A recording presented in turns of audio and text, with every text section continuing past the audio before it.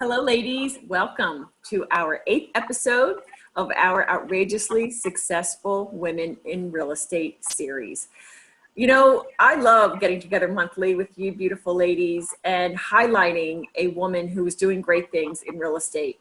And previously, every other month this year so far, we have interviewed ladies that have been in the business for many years, some as few as 3 or 4, but they have achieved, you know, some pretty amazing things, both locally, regionally, and nationally.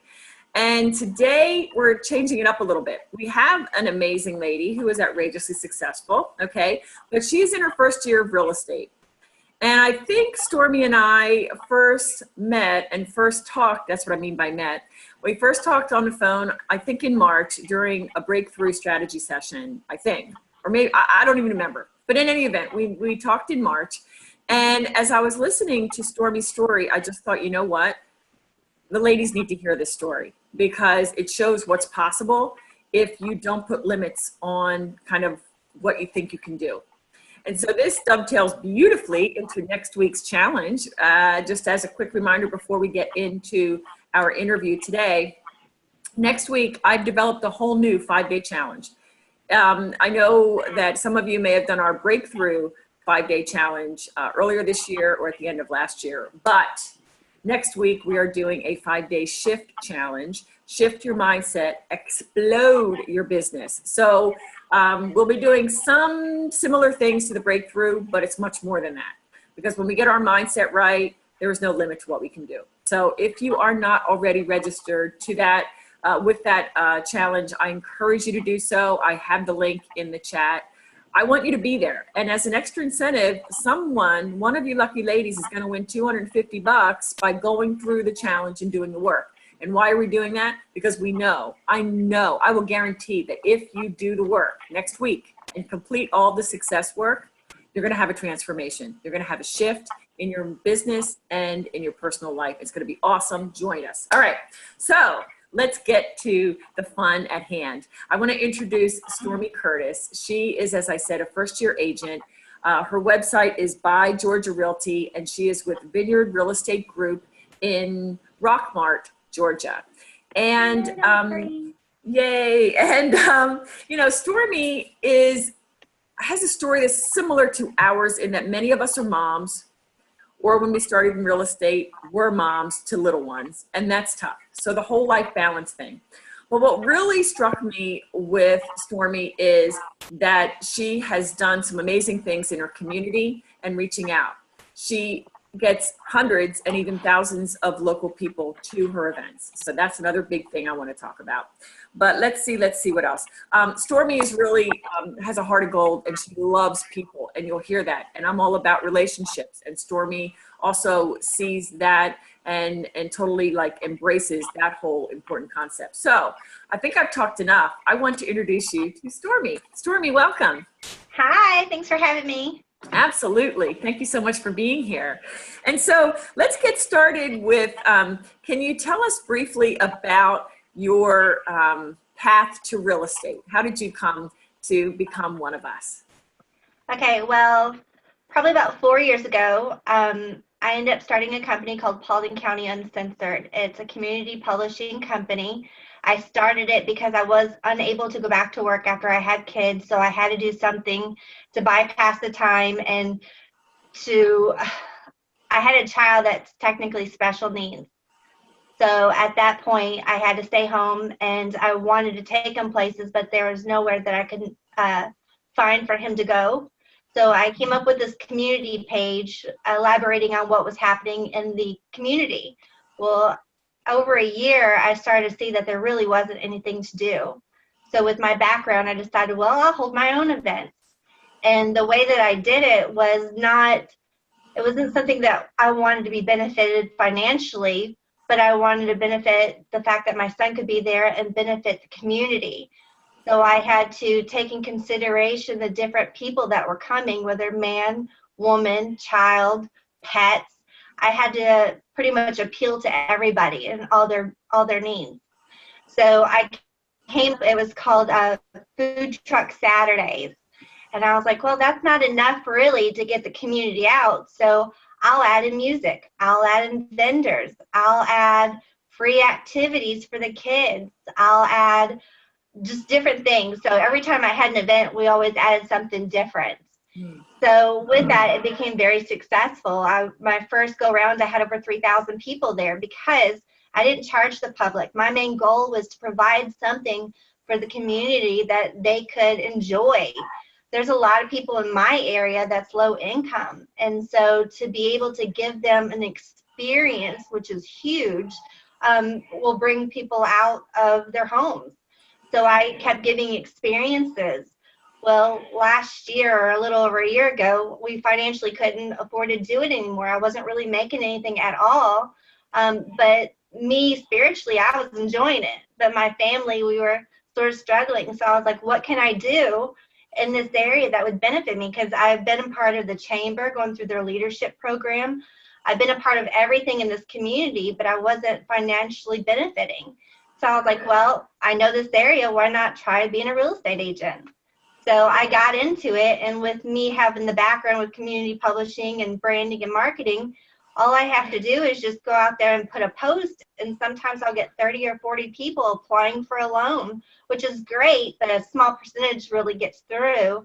But that's why I decided to do real estate. I mean, besides doing these events and making an experience for people with real estate, I'm able to provide people a home, something that's meaningful to them. And so I'm still benefiting me spiritually as far as the needs of others, being able to do for others. I love that. I love that. And I can hear your heart in your words, that you really care and you put people first. And I will tell you that I don't know that you saw all of our former prior Outrageously Successful Women in Real Estate series, but every single outrageously successful woman who's made it, like six figures and multi six figures, they all have that. They, of course, we are in this to make nice money, right? We're working hard. We want to get paid what we're worth, but it's really about helping people. So I really love that. Let's talk about collaboration, because you have collaborated with all these local business owners to, come to your events. So can you walk us through day one when you reached out to a business owner? Was it over the phone? Was it in person? What did you say to even begin the discussion? I did everything. It was through email. It was through going to their place of business. It was even through phone calls. Phone calls are not very personable, so therefore a lot of people won't answer their calls or they won't call you back.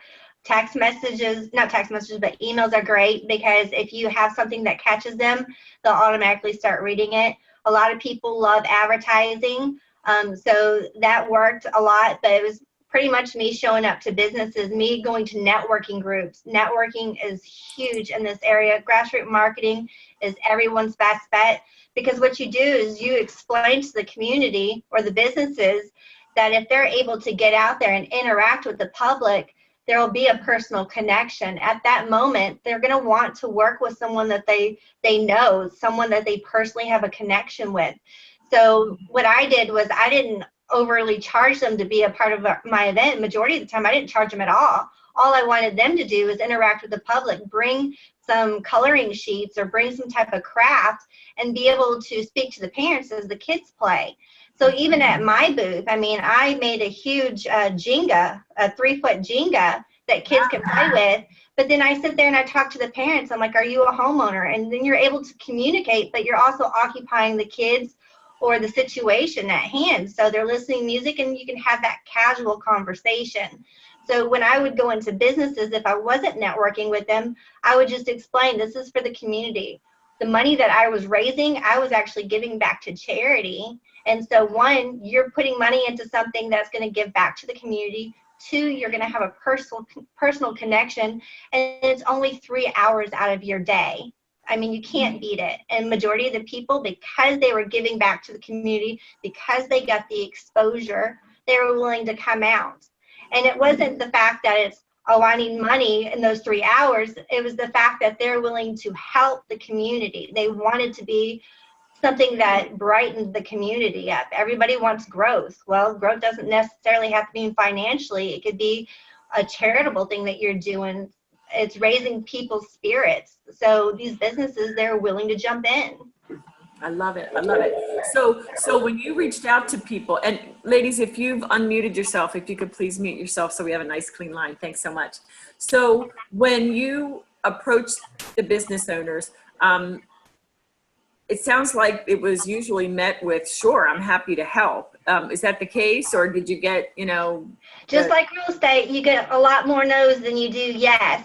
But the way that I did it is I created an event page on Facebook.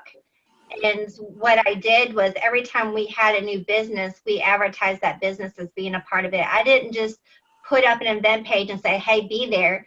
You have to be repetitive in everything that you do, consistent in what you do.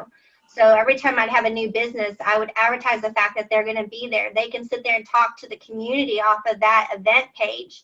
So I kept it where it was pretty much communication between the businesses and the community at that point. No other community publisher actually does that. Majority of the people nowadays, what they do is they just create an event and hope that it's shared enough by their friends and family that people show up. But what really sets you apart from everybody else is when you can communicate who's going to be there, what's involved, what's going to attract me to being there as far as the community. And as far as the businesses, when you start seeing more people liking that page and saying that they're going, it gets them inspired to do more as well. So you have to keep that interaction between the business and the community. And that's how I've always been successful. When it comes to like not saying anything bad about the chamber, but they're business to business. So they advertise businesses, they advertise events through the businesses. They don't reach out to the community.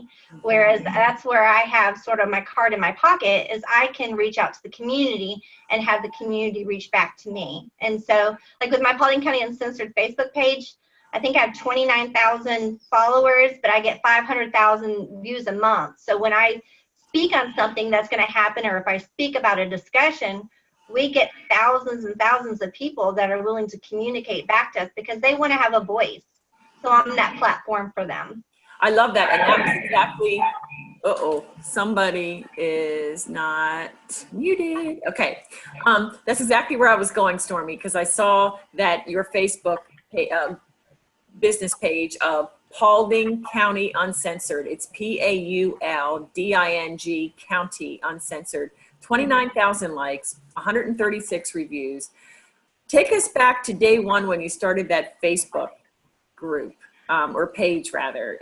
Do you remember how long? I didn't expect it to go like that, honestly. I know that in this county there's a lot of Facebook pages based on different things, but I was like, we need a place where everybody can just go and not have to go from one site to the other site to the other site. So I started to put events on there. I started to do discussions based on things that were happening here in the school district.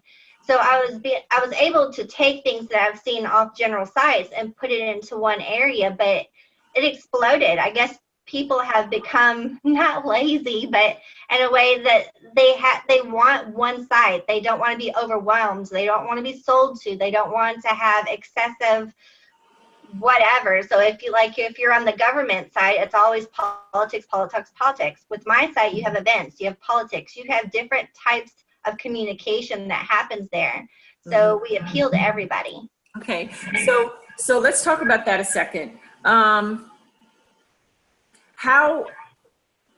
has, I'm going to pause for a second and just to make sure everybody knows this is a Facebook business page, not a group. So I may have misspoken. Right. But I'm curious now. So when you have 29,000 eyes, and I think you said almost 500,000 views every month. So do you ever use this platform for your real estate business, maybe for seminars and things that you're putting on? Now, I have had seminars and I've advertised on that page stating that I've had them so they can show up, but I've never actually had a live seminar. I've considered it, but I've never actually gone out and done it. With the amount of people that view that page, I do offer advertising and marketing to the businesses here, and I also do it for myself.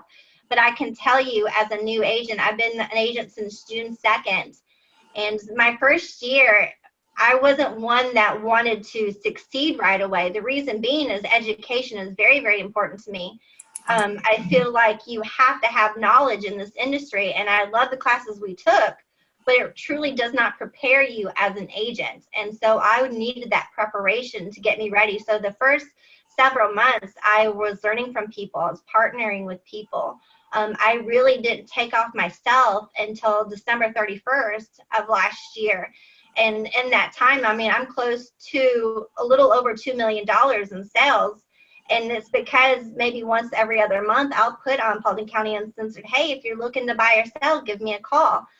A lot of people know that I'm the admin. A lot of people don't. But those, I really do get a lot of people that will contact me, and it becomes overwhelming. So I don't want to overwhelm myself. So I'm strategic in what I do as far as trying to give the best I can to each client. So if I have 4 or 5 clients like I do now, I don't advertise, because I don't want to be too overwhelmed, and I want to be able to take care of them personally. I let all my clients know that they're technically at that moment family. And once the transaction's over with, they don't just go away. I still reach out to them. We still communicate. There's still that bond. And so I don't want to be overwhelmed with that platform. But at the same time, when I feel like, hey, I only have 1 or 2 clients, I have something in my back pocket to utilize. That's excellent. And so let's talk about that a second. And ladies, if you've unmuted yourself, if you could please remute yourself, I appreciate it. So let's talk about that a second. So you have just over $2 million this year. And what do you have in the pipeline? Right now, as of this month, I have 4 closings, which is great. I'm sort of stressed because before we got on, we were supposed to have a closing on the 11th and turn around and have a closing on the 12th. I have a seller that's turning around buying. And then as far as that goes, we had a lender that popped up and said, hey, we have to extend it. So it becomes very stressful. So right now at this moment, I have 4 closing and I have 5 or 6 clients afterwards. So I have a really good pipeline right now. To me, it's really good. Yes, yes, it's really good. So yeah, it's really good. But as soon as I get down to 2 or 3 and I'm comfortable, then I will advertise myself again. But honestly, I don't overwhelm myself because I like to actually study and take classes. And then I have books that I read on a normal basis. And that's because I feel like in this industry, we're going to be asked a ton of questions. So I want to be able to say that I can answer them. But if I can't, I still have to have time to network, because I still need that partnership with the community. I need to have people that I can trust, that I can go to, like certain lenders. I make sure I have 3 of them that I truly trust and I can speak to, an inspector, an appraiser. So I have people that I still have to have a connection with on the side too. So I can't overwhelm myself with clients and not have that connection with these partners that are helping me grow along the way. I say that in a couple of years, I would love to be financially set, but I'd like to do that smart rather than being so high up on having money that I neglect my clients. Okay, and that's excellent. That's a beautiful segue to where I want to go now. Would you be able to walk us through an average day? Like just, and some, you might think, oh my God, that's boring, Judy. But really, just so that people can see, what you do, because I think we as women beat ourselves up very easily. I know I do, right? Mm-hmm. And so we can say, oh, I should have done more. Meanwhile, you did more by 9 a.m. than most people do all day, kind of thing. So I would just love just a broad overview on an average day. We know there's no such thing, but. Well, I can tell you this. My week really starts on a Sunday. Some days I make it to church, some days I don't, but thankfully my church is online, so I can sit there and watch them live. But I like to schedule everything on Sundays. So my By Georgia Realty Facebook page, my Paulding County Uncensored page, I take the time to get on these platforms, on these Facebook pages, and schedule in advance. So that right there can take me up to 2 to 3 hours, because I have to be strategic in the things that I advertise in the times. So being that I've been in this industry as long as I have, as far as the advertising marketing, you have to know when to place your ads.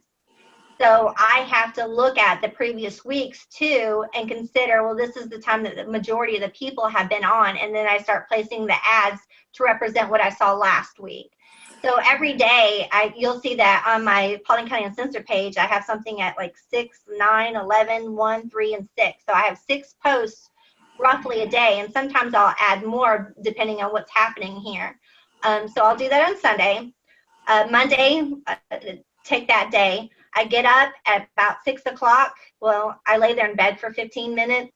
And then I have a child that's 7-year-old and a child that's 8 years old. So I have to get up and start getting them ready for school. We have our snuggle time on the couch for a good 20 minutes before they have to start getting dressed. They eat at the school, thankfully, because I don't have time. I am no chef at all. So they get up, they get ready. We go to the school, they go in and eat. And then my first thing is I go work out. I need my peace of mind. I don't need phone calls. I don't need people talking to me. I need my cup of coffee. I need my workout. So I get my cup of coffee and I work out for a good 20, 30 minutes. And then once I get home, that's when I'm able to get on the computer and see what was said yesterday on Facebook. So I can go back and answer questions. I can respond to comments. I look at all my emails. I have emails through Paulding County Uncensored and through the real estate group, so I have to respond to all of them. At that point, I'm finally able to freshen up for the day because no one really had to see me except the people I work out with. Mm-hmm. So I take my shower, and then at that point, I start strategizing on branding. Branding, even though you're not looking for clients like myself, branding has to be consistent. You have to be consistent with your branding, not just Facebook posts.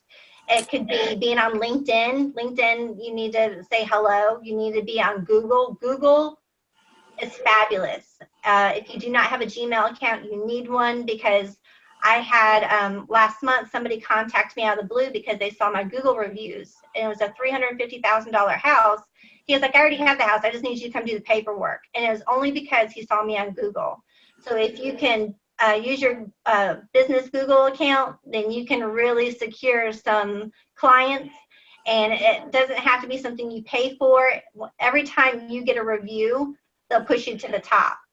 So just make sure that you're asking your clients for reviews. And okay, then I have to interrupt, and this is going to show my ignorance, okay? And this proves, ladies, you can be successful and you won't know everything, okay? When you say Google, I have no idea what you're talking about. Oh, girlfriend, Google is the way of the future. Let me tell you, it truly, truly is. Tell me. Okay, so I have By Georgia Realty as a Google account. So what you do is, because my practice is technically online, we don't really have a facility here in Georgia. My brokerage doesn't. So what I do is I have By Georgia Realty through Google, and then you can post on it like you normally do on Facebook. So the content that you put on there, if someone was to say, Judy, real estate, outrageous, it would automatically bring you up. Now, normally it wouldn't do that if you didn't have a good SEO on your website. But if you don't have a website, then your Google is there to benefit you just as much, because it takes the content and it plugs you in. Now, the website that you have, you can technically connect it to your Google account, and it gives you analytics. And then there's just so much to Google. If I could just give you, like, if you gave me time, I could give you a lot of information, but I didn't expect to talk about Google. But Google is probably the best platform out there, overdoing LinkedIn, overdoing Facebook. Google is where everybody gets on and says, hey, Google, where's so-and-so? That is just crazy. I'm sorry, I just have to interrupt. First of all, I want to thank you for introducing this idea. And I know I've heard this. Is it, you're talking about Google Plus or Google? Is that something? No, it's not even Google Plus. It's Google Business. So let me grab my phone. Hold on one moment. Okay, yep. And while you're doing that, I'm going to say, Marianne, thank you for giving the URL. It's google.com/business. And Marianne agrees. It's amazing. Now, there's an app. Yeah. So if you get on My Business, it's like a little blue building that has a G on it, and it's called My Business. It's an app that you can do. Okay. They have to send them confirmation that you are a business, and they'll get you up and going. But literally, it's the best platform that's out there, because the majority of the people use it. They could be in your area saying, I need a real estate agent near me. And all of a sudden, because you had those Google reviews, you're the first person that comes up.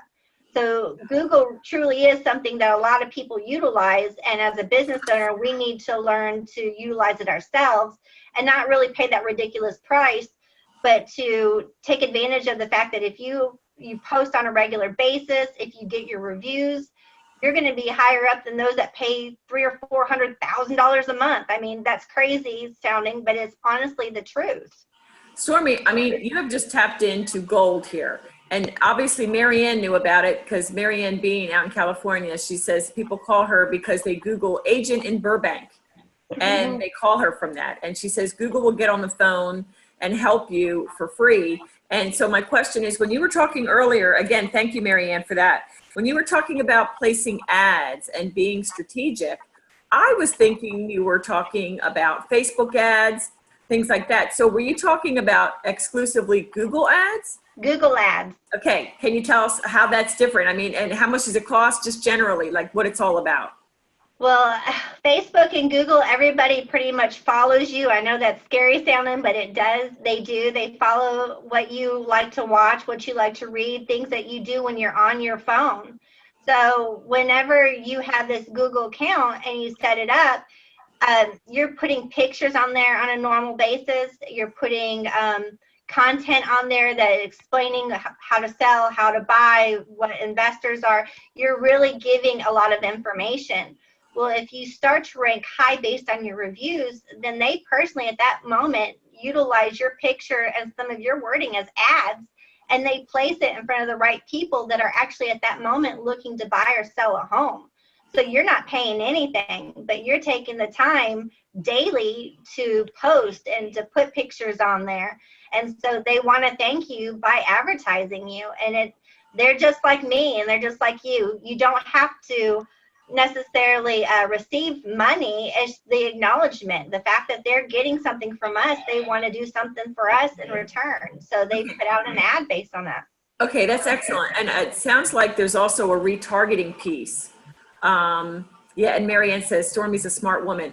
And she's saying something about cookies are installed, well, obviously on our website that we need to do. And that if you are getting ads, I think if you do Google ads even, the retargeting is almost automatic, it sounds like. Does that make sense? Am I right about that? Okay. Yep. Okay. Well, I'm just there are Google seminars. There are people within your area that may be doing Google seminars. I have a guy in our area, his name is Robin Stern, and he's an affiliate of Google. So he does random Google seminars that educate you as a business on how to be a better business using Google. So if you were to take time and go on Google, there's people out there that's willing to educate you, and Google's willing to educate you too. You just have to take the time to pick up the phone or attend one of their seminars that they may have within that area. That tidbit on Google Business is worth the cost of admission. And yes. Yeah, that was excellent tip. That was great. Talk to me if you would, Stormy. Let's shift a little bit. I saw one of your videos, and you talk about you consider yourself like an event planner. And I just love that because I've seen realtors call themselves a matchmaker, but I like the idea of the event planner. So can you walk us through kind of how you explain that to your prospects and clients? Well, the way that I look at it is it's just like being a wedding coordinator. You're trying to make the bride and the groom happy, and then there's a lot that we deal with the mom or the grandma or the in-laws during the wedding. And so there's certain things that have to be hidden. Your job as an agent to me is to get them to the end, to get them to say I do, which is signing the contracts at the closing. So you have to do a lot of the legwork as far as keeping the documents on track, making sure that the certain people are called as far as the lenders, the appraisers, and at the end, I mean, you are the event coordinator. You're keeping them happy. You're keeping them out of the loop when it comes to issues within the closing, because you're trying to make it where it's easy and stress-free for them. That's your job. That's what you're paid for. And so if they didn't pay you for that, they'd be dealing with it themselves. And so I feel like as an event coordinator or event planner, you're doing pretty much the same thing. Is you have to be organized. Love And that. I mean, organization is key in our industry. And so if you don't have a planner or a Google Calendar or something, then I feel like you're going to be overwhelmed and you're going to stress your agent or your clients out. I love that. I love that. Wow. So many good tips. All right. Let's shift now to the book that you've I written. think you're frozen on me again. Sorry. Okay. Can you hear me now, hun? I can. Okay, good. I wanted to shift to your book, The Home Hunter's Playbook. Okay. And I don't know if we can maybe share the screen if you're ready for that. If not, no biggie. We don't have to. But it's called thehomehuntersplaybook.com. And it's not just a resource for buyers or renters. It also is a potential resource for agents. Can you tell us what the book is about and how we might be able to use it? Okay, well, this is the book. It's not very big, but it's like an 8x11. So it's a thick enough book where once they get into it, that it can benefit the buyer or the renter because it gives them information on the lending process, on the moving process, on agents. Pretty much everything that we deal with as we get to closing is in this book. It also exceeds the closing. So as far as having to document home warranties, having to document passwords for when they pay their bills, or how to move correctly and smart. This book has a lot of things in here, and it's interactive. So if you think of like a baby book or a wedding book where you get to doodle and write things in, this is sort of what this book is. And then with our generation below us, the millennials, they love imagery. So when I put this book together, I made sure that there was enough imagery in here that they can understand, because when you do a description of a home, majority of the homes have the same description. But if you're able to show them some images of different homes, then at that moment they can circle what they like, what they're interested in. And so this really benefits the buyers and the renters. But as far as us as agents, I didn't attach my name to this book. This book is where you can personalize it yourself. On the very first page, and I'm just going to hold this up real quick, it states when you give someone a book, you don't give them just paper and ink and glue. You give them possibility of a whole new world, and there's an area underneath it where you can personalize it. So once they purchase that house or rent that house, and they decide later on, hey, I want to sell this house, or hey, I officially want to buy a house, your name is attached to this book that they've been utilizing, that they've been putting their warranty information, that they've been keeping things updated in this book. So this right here is an asset to them, and your name is attached to it. It's like a property disclosure put in a book form, but it's more fun and interactive. I love that. And so my handwriting's horrible. So when I look at that, I was wondering, and I couldn't remember how it was able to be personalized. If I wrote something, someone couldn't read it. But for me, I would do like a branded sticker. That was a really nice size space. Yes. And a sticker like with my logo, my contact information. I think that's excellent. Yeah, it's a 4x8 space. So yeah, you could totally put a sticker or something on there that would have your name attached to it permanently. That's great. And someone just asked, do you give at the opening of escrow or at closing? How do you? So I personally give it to my buyers that contact me and actually utilize me. I'll give that to them starting off, because in the book itself, it teaches them as far as you shouldn't always stick to one lender. You should also talk to 2 or 3 lenders, because they all offer different incentives. Once they pick that lender and they already have you as an agent, then it's time to go shopping. In this book, there's an area where it allows them the opportunity of going in there and stating how many rooms, I'm going to open up the page real quick. But if you look right here, there's a home evaluation. So they can go in there and give great details on the house. And then there's enough pages in here that they can say, based on what I put on this page and this page, this house right here is more doable for me. And then as you are the agent, then you're able to say, hey, look at these pages and decide where you're going to be in 2 or 3 years. Because you may like this page based on this year and next, but in 2 or 3 years, where are you going to be? Are you going to be married? Are you going to have kids? This may be a better option for you. So it brings on a lot of really good discussion too, as you are interacting with your clients. I really love that. And for those of you ladies who are thinking about doing home buyer seminars or really home seller seminars, I mean, to me, this is a great handout that, It is. yeah, that again, one central place. Hey, I'll be the first to admit, I'm not the most organized person. And so I do not have a central place that has my home warranty info. In fact, my home warranty is coming due and I have no idea when it's due, but I keep getting these notices. But anyway, so it's a beautiful resource. So tell us where it's available if anyone's interested in looking into this further. It's on Amazon, and you would get free shipping. For one book, it's $25, but for agents, if you buy in bulk, you get a better deal.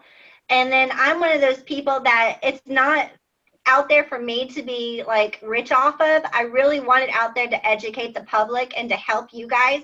So if you were to contact me and say, hey, I have 20 clients, what can you do for me? I have no issue sitting there discussing that with you. And you can contact me Messenger, or you can go to the website and discuss it there with me as well. But you can go on to the homehuntersplaybook.com, and that's where you'll see where the bulk purchases are. But if you just wanted one book, I would say your best bet would be Amazon, because we do charge on the Home Hunters Playbook for the one book as far as shipping. Gotcha. Excellent. All right, let's shift to something else. Let's do working our sphere of influence.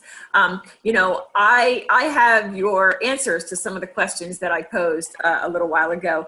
And so you mentioned that every week you send out a newsletter to about 1,000 people. Can you tell us kind of more about that and the success you are seeing with that? Okay, so one of my lenders has it's a little platform for emails, and it's called Platinum. So what that does is for $100 a year, they send out pretty much a weekly to twice a week, either a magazine, and not just a traditional magazine like this is the information about buying. This is about, it's more personable to them. So it's not boring. It catches their eyes. Like, what type of picnic do you want to have with your spouse or your family? So it gives you, it's like a real magazine that you can pick up. But at the very bottom, it's brought to you by Stormy Curtis at Vineyards Real Estate Group. Then the next week, or that next, the next week, it gives you some incentives as far as what's happening in this industry. Then 2 or 3 weeks later, there'll be a card that goes to you that says Happy Labor Day or Happy Easter. Every month there's some type of something to celebrate. It could be 4th of July, whatever, but they get cards from me on a regular basis on these holidays. So I like it because every week that Platinum is sending it to, I have over 1,000 emails. But what I do is I don't just send emails to people I just meet. What I do is I get a connection with them. Even though they're giving me their business cards, I don't feel it's great to sell somebody right away. So once I feel I have a connection with them, then I add them to that that email. Now I do have a little box of cards, and there's a lot of cards in there, but I feel it to be disheartening to harass people. So once I feel a connection, then I can pull out those cards and be like, hey, me and Sarah, you know, we've hit it off. We've had some one-on-ones, and I feel like she would be okay with me sending her these emails. And majority of the time, those that are comfortable with you don't mind getting an email from you. So I really utilize the fact that I take business cards and I literally set them aside until I feel there's an actual connection. Wow, that's unique. That's unique. And I love that, you know, you really live out that idea that it's about relationships and it's about connection. And one other word that you used as you were describing what you do in the materials you sent me was kind of like that emotional connection. So can you describe for the ladies what you do with your listings to kind of get that emotional connection going? Okay, so a lot of agents don't do this. They'll go in, they'll have a photographer take pictures and stuff, but I do my own videos.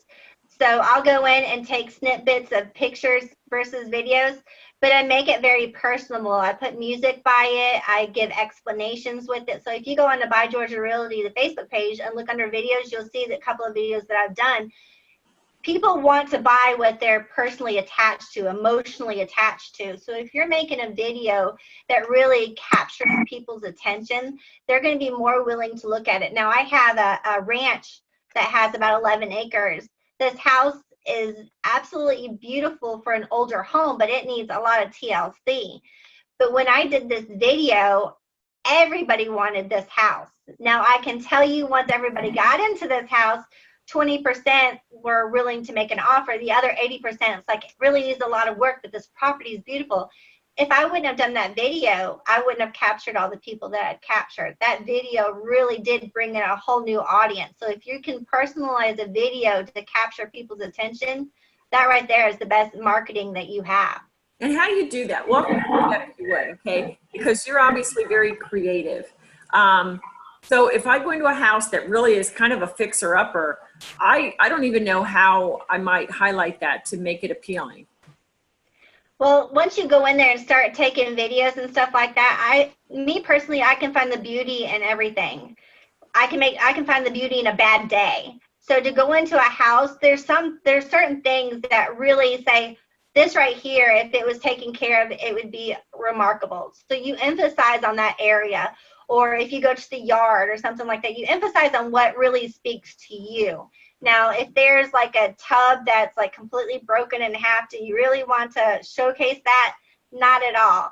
But at the end, you have to sort of say a disclosure. This house needs some work. This is an investor home. And then you can have like a little write-up of things that you would see in an inspection report. So it's not there visually for them to see, but if they were to take the time and actually look at it to the end, there is a write-up of an inspection that they would need to know. So I feel like if you're very upfront with the fixtures that need to be taken care of, that you know of, that it could still sell very, very quickly. Okay, that's excellent. So I forgot to ask you, what's the average price point there? When you were saying you did about 2 million, what's the average price point? I would say about 130, 150, but I've been getting houses probably about 200, 350. I got one at $500,000 when I first started. So the price points, they truly do vary. This area is low income. So for me, I have to go outside of where I live to surrounding counties, and I'm okay with going with surrounding counties because I've been in Georgia for so long that I know these areas. Now, if you ask me to go outside of the counties that are surrounding Paulding, that's where I'd be a little bit hesitant because I don't have enough information. But I will always tell my client that right off the bat. Like I had some people that moved to McDonough, they're from Florida. And I didn't know McDonough very well. I have a friend that lives there that she can communicate with me. But because I was so honest with these people, they were willing to work with me because I would always be honest, no matter what. Mm-hmm. So we would go in a neighborhood, and I have these expressions, like I can't help my expressions. And the guys would look over there and laugh at me, and they're like, you don't like this neighborhood. And I'm like, well, you have a diaper hanging out of a window. It's up to you. And so they're just like, no, we like that. We respect that. So if you're honest with your clients, I feel like they'll work with you. And if you tell them that you want their interests ahead of your own and that you're willing to refer them based on that, I think that you would still have a great outcome in having that client. That's excellent. Someone's asking about Platinum, and I know you had written Platinum Partner. They're trying to find this resource, this lender online. Can you help us? How do we find that particular? As soon as I get done, what I can do is go back and put it on that site for you. Because I'm gonna have to Google it because literally I don't get on enough. I probably get on once every month to look at it and then to add my contacts. I don't get on there enough, but I do look at they tell you how many people click on it, how many people throw it away, spam it. So you get to see a lot. And then with the magazines, this is what I love, is it shows you what they like, what they click on. So it could be family, it could be sports. And so you get to learn your client based on the fact of what they're clicking on under this magazine. Neat. And so this is through Homestar. But I feel like this company doesn't do it just through Homestar. They use different insurance companies. So once I get that information, I'll place it on here for you guys. Okay, so we're not on Girls Guide. So, but Girls Guide's where you'll post it then? I'll post on Girls Guide. Okay, and Platinum Partners is, I think, at least part of it. So maybe if we do some searching, we might be able to find it, but that's good. Probably, yeah. All right, so how about we go here now? With your kids, they're not self-sufficient. 7 and 8 years old, they need mom. So, do you designate certain times when you devote to them and that you will just block out work and vice versa? How do you handle that? Well, when they get home from school, majority of the time I'm here. I try to make it where I'm here so I can do homework with them.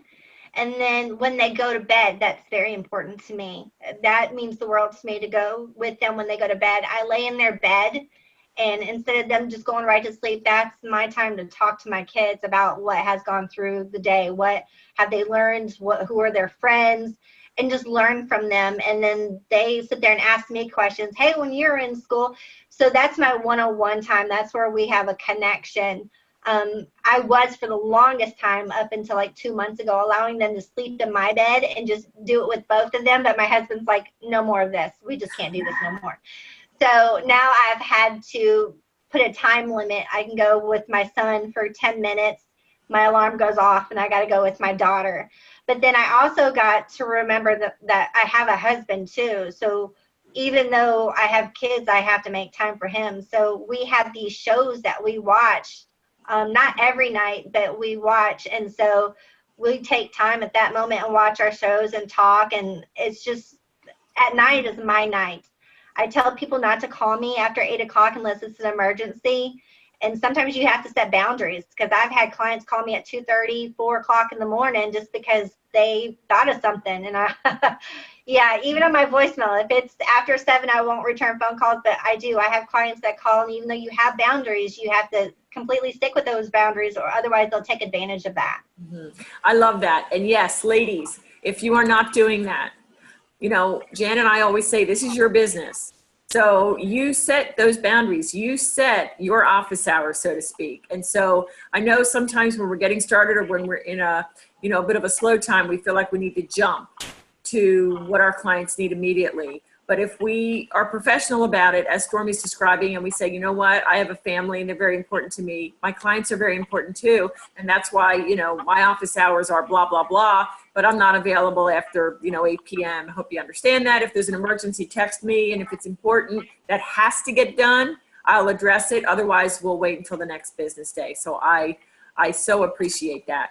How about we talk about, so when do you have office hours? I mean, I know that I don't think you go into the office per se, but do you have time when you this is when you work with your sellers and your buyers and take them out? Actually, no, I don't really have office hours. I mean, if you go on the Google will say my office hours are from 8 to 7. When I have clients, I tell them what my hours are. When it's negotiations, I mean, I've been up to 2:30 in the morning negotiating, and that's fine. But once you're under contract and things are technically smooth sailing, there's no reason for them to be calling you after 8 o'clock. There should be some type of respect. Mm-hmm. So, yeah. Yep. Excellent. I'm looking for my next question. I see that the time is quickly going. Ladies, if you have other questions, I want to see them in the chat, because I want to make sure if we can get to as many as we can. So what do you wish you knew when you started that you've learned in the past year? I've learned that the majority of agents aren't there to support you. Are not there? Are not there to support you. Now, the group of women that you have on your sites are remarkable. But what's sad is they're not in your backyard. So those that are in your area, it's sort of disheartening, because they don't want you to succeed, because they feel like you're taking from them. And I don't understand that. I will always raise people up, whether someone has the potential of choosing them over me, I would still help them. And I feel that if I do that, in the end, it will eventually benefit me.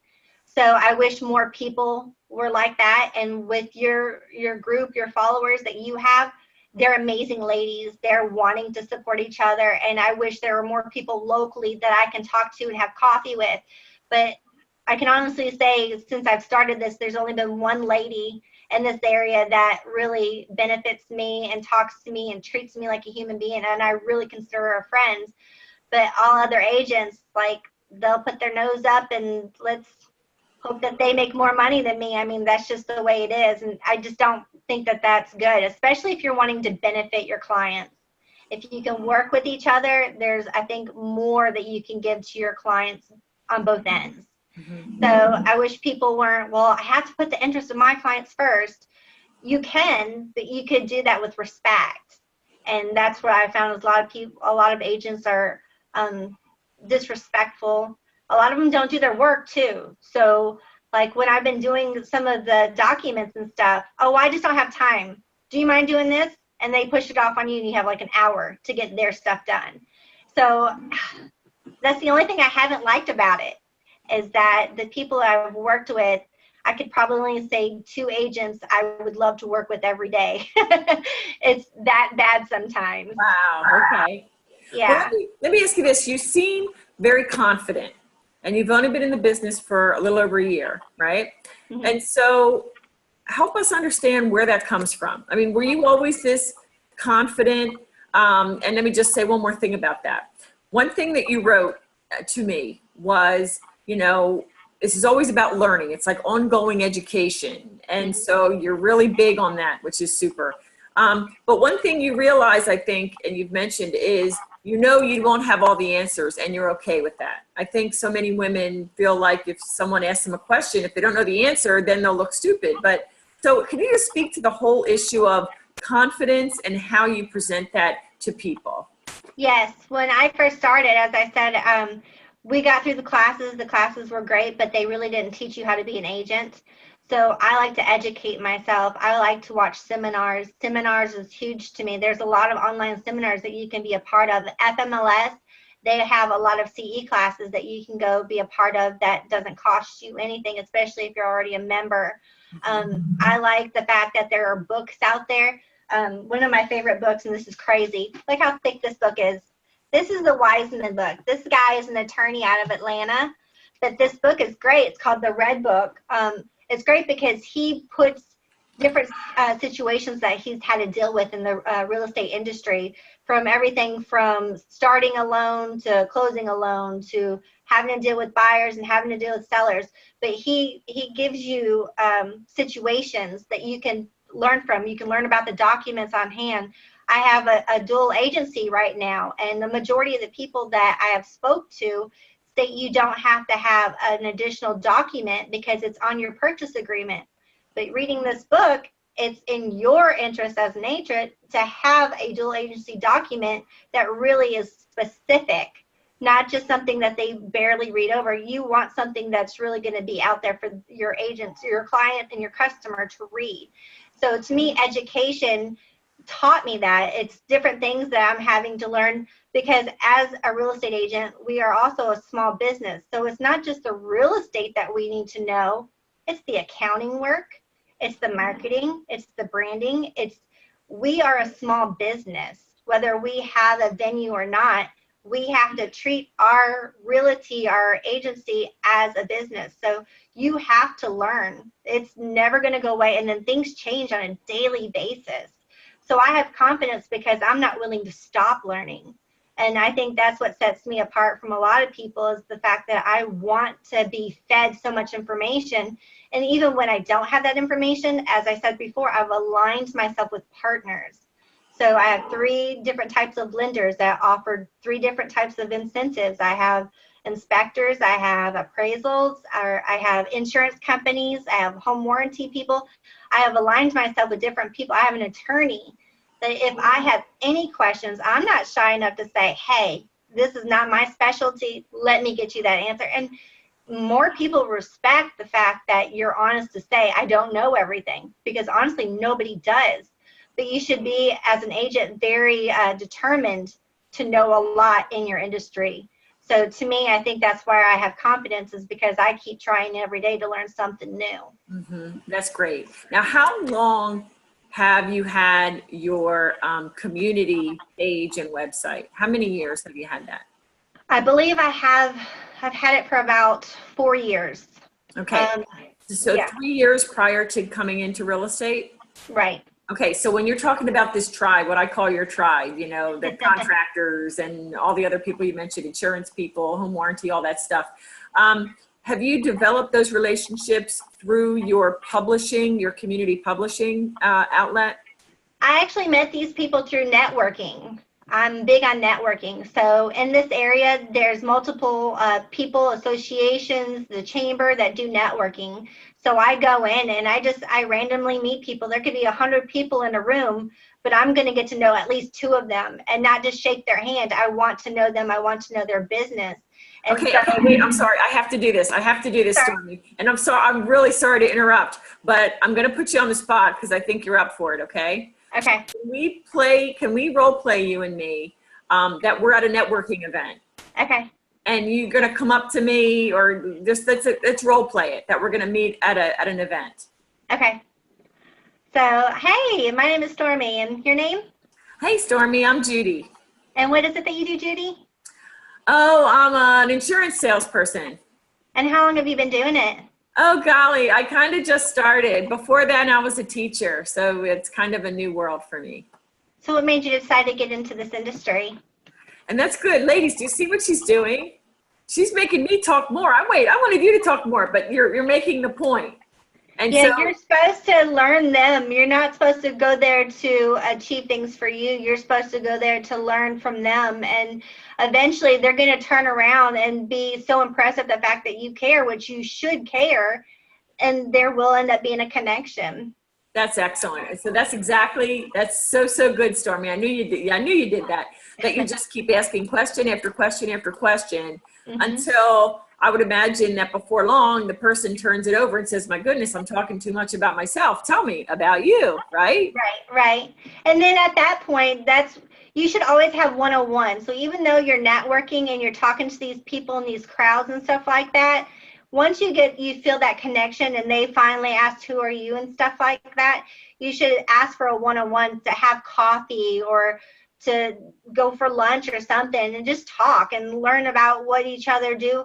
In our industry, we can technically work with anybody. Anybody can benefit us. So you can say like the ladies that sell that Young Living, the essential oils and stuff, they even benefit you. So to go have a one-on-one with them, I mean, you can be like, well, when I have an open house, if you don't mind, let me utilize your samples, then people can smell it and we can discuss that with them as well. So you can benefit other people. And then once you start benefiting other people, they're going to be your marketing group. They're going to end up marketing you because you care enough to market them. They're going to be marketing you. So if you're able to give a heads up to somebody else, they're going to turn around and do the same thing. Love it. Love it. We are coming to the end of the hour. I can't believe it. So let's see. What's one thing that you want to share with the ladies? I don't know. I think we hit everything. But is there anything that you really wanted to touch on during our time together to impart on these beautiful ladies? I do. I feel like if you remind yourself that it's good to give, then at the end, I mean, it's going to come back to you. I know that people are questioning, well, we have to make money to survive. We do. But it doesn't have to be you giving money. It could be you speaking to somebody because they're having a bad day. If you can give yourself in different ways to different people, they're going to respect that and appreciate that. And then eventually it's going to come back to you. So even picking up the phone and you haven't talked to a friend in 5 years, just calling them and say, I was thinking about you today and I just want to call and say hi. That's great. You need to keep the communication, your friendship, everything open and just have that relationship with everybody. I mean, because that's what will eventually benefit you because people are going to remember you. There's that personal aspect. Now, people will say, well, I wouldn't want my friend to know my finances. I'm not your lender. I don't care what your finances are. I'm your agent. I'm going to take care of you. So you have to know how to talk to people and to have that connection. Okay, excellent. One more follow-up on that. When so many women say, gosh, just what you mentioned, people I went to high school with or people I used to work with in another job or people I haven't talked to in a while, how do I even open up that discussion? And I say, just say hi and genuinely be, interested in them and don't have that desperate kind of mindset where, oh my gosh, I need my next sale. So who can I call now? Oh, I'll call up Joe or Janie, So I think that's kind of where you were going with that. Yes, but this is one thing, is if someone feels like you're selling to them, that you're only being friendly to them based on a sell, you done lost it. So you have to be genuine. You have to have a heart. You have to be wanting to reconnect with these people based on the fact that you want this everlasting relationship. And then the people that you meet, there are all different type of people in this world, some that I don't agree with personally. But at the same time, I'm never going to be rude.